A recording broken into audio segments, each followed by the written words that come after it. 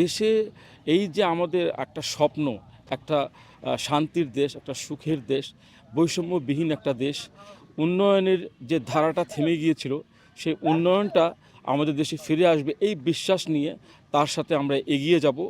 আমরা বিএনপি যে দেশের প্রতি কতটুকু নিষ্ঠা রাখি, আমরা জিয়ার আদর্শিত সৈনিক।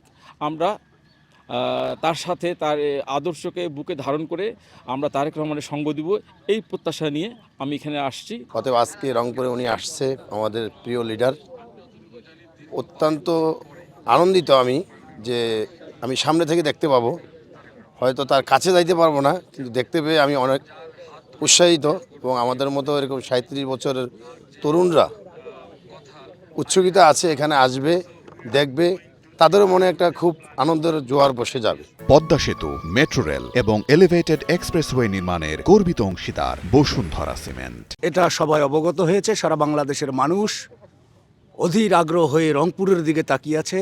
আবম জনতা, রংপুরের দিনমজুর, কুলি, জনসাধারণ, ব্যবসায়িক এবং সমস্ত চাকরিজীবী লোক থেকে শুরু করে সমস্ত লোক তাকিয়ে আছে আজকে রংপুরের উদ্দেশ্যে, রংপুরের দিকে, রংপুরের কালেক্টরি ঈদগাহ মাঠের দিকে। সেখান থেকেই তিনি তার নির্বাচনী প্রচারণার বক্তব্য প্রদান করবেন। আমাদের সরকার, তারেক রহমানের সরকার যখন গদিতে বসবে, সরকার পরিচালনা করবে, তখন অবশ্যই মহাপরিকল্পনা তিস্তা প্রজেক্টের কাজ এই উত্তরাঞ্চলের লোক সেটা সফলভাবে, সম্পূর্ণভাবে তারা পাবে। এবং আবাম জনতার আশা এবং সারা বাংলাদেশের আশা এবং বিশেষ করে রংপুরের আশা, এখানে ইপিজিট হবে, এখানে গার্মেন্টস হবে, এখানে শিল্প কারখানা হবে, তারই মাধ্যমে এবং বেকার দূর হবে, বেকারদের কর্মসংস্থান হবে।